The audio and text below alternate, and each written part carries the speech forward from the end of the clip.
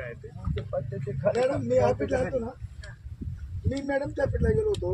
आमचं काय ठरलं होतं इथं सर, आता जर विचार केला तर फक्त 3 फूट भराव करायची. तुम्हाला दुसरं कसं सर ते 4 फूट जर पाणी इथं भराव केला तर इथं पाणी नाही ना, त्याची शेती चालू होईल. किंवा तहसीलदार साहेबांनी समजायला बा इथं शासकीय जमीन आहे 50 सरकारची, त्यातून त्यांना जमीन दिली तरी प्रश्न सुटत.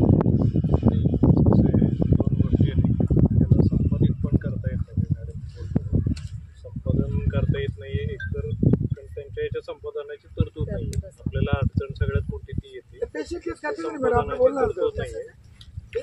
कसं आहे की आता हे जे आहे हे आपण ओढ्यामध्ये करतो, त्यावेळेस आपल्या इथल्या शेतकऱ्यांची किंवा ग्रामस्थांची प्रचंड मागणी होती आमच्याकडे की बाबा हे आम्हाला करून द्या. त्यांची मागणी, माझी पण मागणी आहे, माझं पत्र आहे, पण मागणी आमची होती अशी पाणी पाहिजे, लोक नाही बुडवायची.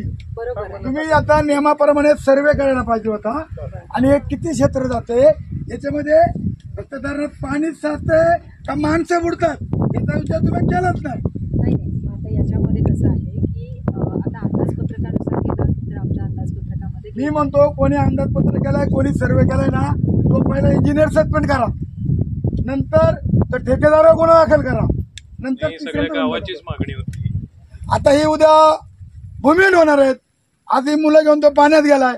याच्यामध्ये समजा त्याने ऐकलं नाही किंवा उद्या काही कमी सरळ झालं, एखादी जीवित हानी झाली, तुम्हाला पोलीस डिपार्टमेंटला त्यांना पत्र दिलंय, तहसीलदार साहेबांना पत्र दिले, तुम्हालाही पत्र दिले, तुम्ही सगळे आलेत, तुमचं स्वागत. पण रावसाहेब, मी तुम्हाला एक दंडाधिकारी म्हणून आणि जुन्नर तालुक्याचा पालक म्हणून तुम्ही याला न्याय द्यायचा आहे. आणि जर यांना न्याय दिला नाही तर याच्या होणाऱ्या परिणामाला तुम्ही अधिकारी जबाबदार असाल. एक्स्ट्रा पाण्याची गरज नाही. हा, त्या दृष्टीनं गाव पण जगला पाहिजे आणि माणसं पण नाही मेली पाहिजे. त्या दृष्टीनंच त्यांनी सर्वे केला आणि त्यांनी असं एक पर्याय सुचवलाय की याला गेट, जे पूर्वी प्रस्तावित होतं गेट करायचं, ते गेट टाकायचं. म्हणजे त्या गेट मधनं पाणी एक्स्ट्रा जे होणार आहे, गेट होतं पूर्वी, प्रस्तावित होतं सर, पूर्वी गेट होतं, पूर्वी पण होतं. पूर्वी होतं. सर, गेट झाल्यावर आपण म्हणतात तसं पाणी काही जास्त एवढी गरज नाहीये का, विनाकारण जास्त वाढवल्यामुळे जास्त झालेलं आहे. याच्यामध्ये आता आपण जे मुद्दे मांडले, आमदार साहेबांचाही फोन झाला, गुप्तेकडू साहेबांचाही फोन झाला त्याच्यामध्ये.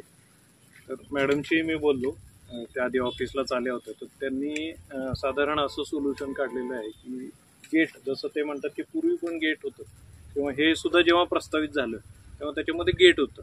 थोडं जास्त पाणी साठवता येईल का अशा यानं ते गेट त्यावेळी त्यांनी बांधलेलं नाही. पण जर गेट टाकले तर पाणी किती ठेवावं हे आपल्या गावाच्या हातात राहील. म्हणजे यांच्या क्षेत्रात येणार नाही एवढं पाणी सोडून बाकीचं जे पाणी आहे ते आपल्याला गावासाठी पुरेसं वापरता येईल. त्या दृष्टीनं गेटची एक तरतूद आहे. आणि गेट करून सुद्धा जर काही थोडंफार पाणी अजूनही जर राहिलंच किंवा थोडंफार अगदी वाटलं गावाला की थोडं जास्त ठेवलं पाहिजे, तर मग तेवढ्या भागात भराव करून त्यांना ती शेती. गेटचा प्रयोग झालेला आहे. नाही, गेट मी काय म्हणतो साहेब, गेट टाकलंच नाही ना. नाही, गेटनं जरी पाणी सोडलं तरी पाणी काही इतकं पुरणार नाही. अहो, फार पाऊस आहे. त्यांनी लेवल त्याचा जर भराव जर झाला तर योग्य होईल.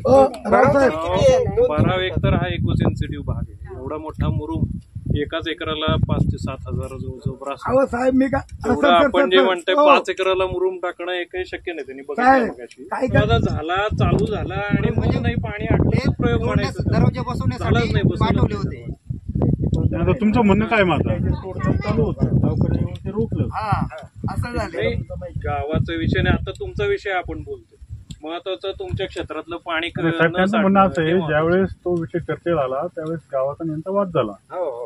तुम्ही दरवाजे बसून नाही, पण आवश्यकतेपेक्षा पाणी जास्त आहे असं इथल्या लोकांचं म्हणणं आहे. आता अध्यक्षांनी सांगितलं की प्रमाणापेक्षा जास्त उंची झाली, जास्त पाणी साठा लागले, मग थोडं दार गेट कमी केलं तर काय हरकत नाही. एवढं पुरेल पाणी त्याला वेगळे फंड लागणार नाहीत, लगेच होऊन जाईल. मग अडचण काय नक्की? ग्रामस्थांकडूनच अडचण येते की आम्ही तेही केलं होतं की पाठवले होते लोक, पण तथापि आता आपण परत ते करून घेऊ. सांगू त्यांना की गावात लोकांना भीती वाटते की सगळंच पाणी निघून जाईल. तुम्हाला काय करायचं ते करा. त्या कुटुंबाला संघर्ष करावा लागतोय. आपण आपल्या शासन स्तरावर मीटिंग लावा, निर्णय घ्या. शासन स्तरावरच हा निर्णय होईल. आणि गेट करायला तयार आहे ते लेखी द्यायला तयार आहे. गेट करतील, त्याहूनही जर गेट होऊन जर राहायलाच लागलं पाणी तर तर आपण मग त्या भराव तेवढ्या टाकून भागामध्ये आपल्याला भराव करून द्यायचं. सगळ्यात उत्तम म्हणलं ना मॅडम, भराव टाकणं उत्तम आहे. म्हणजे गावाची तक्रार नाही, यांच्यामध्ये वाद होतील नंतर. गाव म्हणणार हे करू नका. गावाला आपण समजावून सांगू अध्यक्ष, तुम्ही पण आहे, आपण आपण आहात सांगू सर, त्यामुळे होऊन ना. जाईल. आपण सांगितलं तर खाली ऐकतील होईल तेवढं ना. बघून आपण शेवटी त्या माणसाचं नुकसान त्याला आज असं थांबवावं लागलं. आज गाव येईल का मदतीला? त्याच्या घरात खायला कोण देणार? गाव नाही देणार ना. त्याचं त्याला बघायचं, त्याची शेती त्याला कसायची. म्हणून त्याच्या शेतातलं पाणी हटवणं हे सगळ्यात पहिला प्रश्न आहे. ते पाणी हटवणं हे दरवाजानेच गेटनेच होऊ शकतं हे टेक्निकली सांगितलं. बोलत का त्यामुळे गेट करावं हा, लागेल. बोलले सर. त्यांचं मार्गदर्शन काय बोलत नाही सर, काय होतं की आमच्याकडे भूसंपादनाची तरतूद नाही, किंवा आपण जो म्हणताय भरावा तर याला खूप जास्त एक्सपेंडिचर लागते. आणि आमच्या एस्टिमेटमध्ये जर गेटची तरतूद आहे तर आम्ही ते का करू नये? आणि ते जर केलं तर इकडे ह्या गोष्टी होणारच नाही, म्हणजे इथे पाणी येणारच नाही. येणार. आम्ही त्या लेवल्स घेतल्या, लेवल्सवरनंही फाइंड आउट केलं आहे, त्यामुळे ह्या गोष्टी होणार नाही. आम्हाला तुमचं सहकार्य हवंय, आपण त्या गोष्टी केल्या तर ह्या अडचणी येत नाही. नाही. मला असं म्हणायचं मॅडम, रावसाहेब आहेत, तर जर आपण 3 फुटाचा भराव केला सगळ्यात उत्तम राहील. 5 ते 7 एकर क्षेत्र आहे, 25-30 हजार ब्रास आहे. एक तर हा इको सेन्सिटिव्ह झोन आहे. एवढं सगळं मुरुम आणलं टाकलं हे, आणि त्याच्यात पुन्हा त्या मुरुमामुळे अजून कुठं पाणी पसरायला लागलं, ते प्रश्न निर्माण होऊ शकतो. गेटला त्यांची तरतूदच आहे, त्यांची एस्टिमेट आहे, फार काही वेगळा न खर्च घेता. तलाठी कोण तुमचं कोणाला? इथं आपलं सरकारी इकडे सरकारी क्षेत्र किती आहे? काढले का तुम्ही? सरकार पण आहे. बरंच आहे क्षेत्र. मुळात मी अंदाज एवढं त्याच्यामुळे क्षेत्र आहे, पण त्यातलं उत्पादन करून एवढे 1000 मातीची गाडी लोक सोडून देतात. इथं कर ना गरीबांसाठी. 28,000 ब्रासचा विषय आहे आणि ते मग पॉलिसी मॅटर्स आहेत, म्हणजे होणार नाही असं नाही. त्यांना बोलून तसंही होऊ शकेल. जवळ बोलून हे या आणि त्याला लहान मुलांना इकडे वा, इकडे पुढे या, समोर या, मुलांना पाठवलं. सर्व या. या चला, आपण मार्ग काढू. तुम्ही या इकडे, या पाण्यात या. आणि तेव्हा मग या इकडे. हे पोरी काय ऐकत नाही म्हणजे मी आल्यामुळे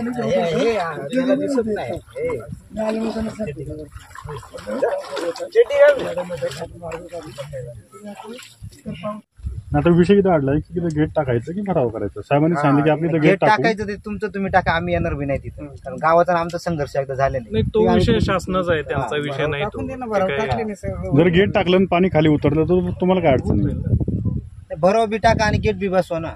साहेबांनी सांगितले ना, तुम्ही तसं करा. गेट टाकून जर उरलं काय तर उरलेला भराव टाका, भराव ते पाणी असं करा. म्हणजे काय 2 इंची 8 होईल ना. कम्प्लीट होईल. कारण कसं तसं म्हणलं का एक मध्ये भराव करा, कोण म्हणतात गेट टाका, म्हणजे संघर्ष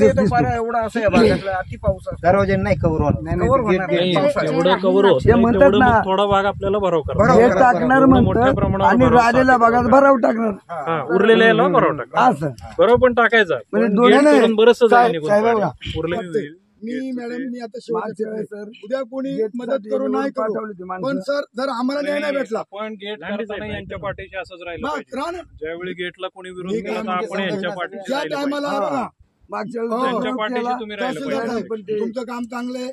इथं तुमचं का पुढे घोडा आणले मला माहित नाही, पण ज्या वेळेला संघर्ष होईल ना त्यावेळेला बायका पोरं जनावर तुम्हाला आपण 2000 यांच्या लोक पाठीशी असतील. राहा. आपण यांच्या पाठीशी राहा असं म्हणतोय. आम्ही त्या ठिकाणी आज जसं आहात, एकतर हे तसंच बघा, गेटच्या वेळी जर निवडणुका तुम्ही अगदी राहा, आपण पाठीशी राहा. पत्रकार मित्रांनो 2 महिन्याच्या कालावधी आहेत, परंतु ज्या वेळेला हा संघर्ष होईल ना तीव्र आंदोलन होईल.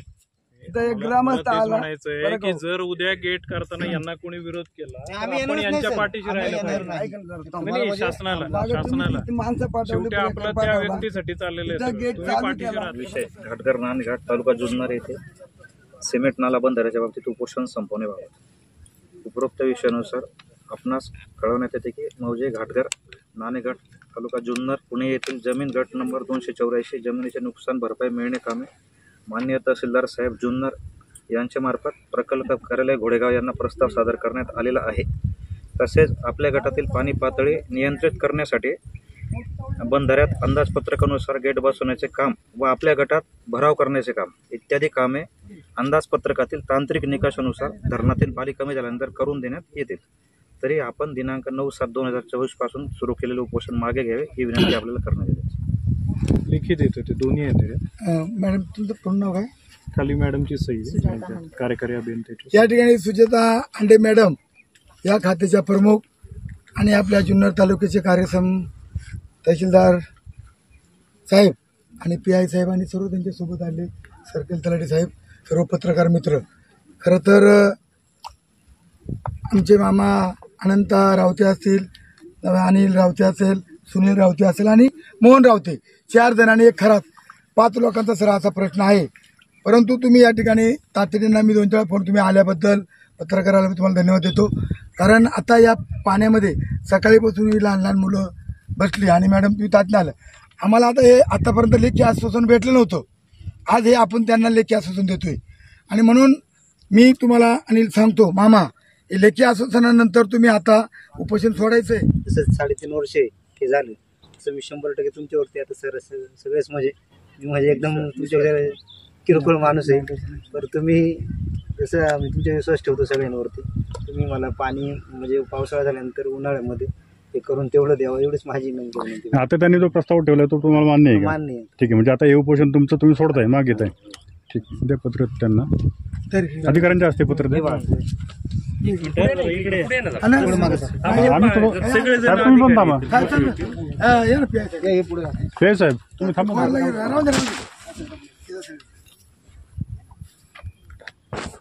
या ठिकाणी लेखी आश्वासन दिल्यानंतर हे उपोषण खरं तर अनंत रावते आणि अनिल रावते, सुनील रावते आणि आपले मोहन रावते आणि खरात हे 500 लोकांचं उपोषण या ठिकाणी सुटलं असं मी जाहीर करतो.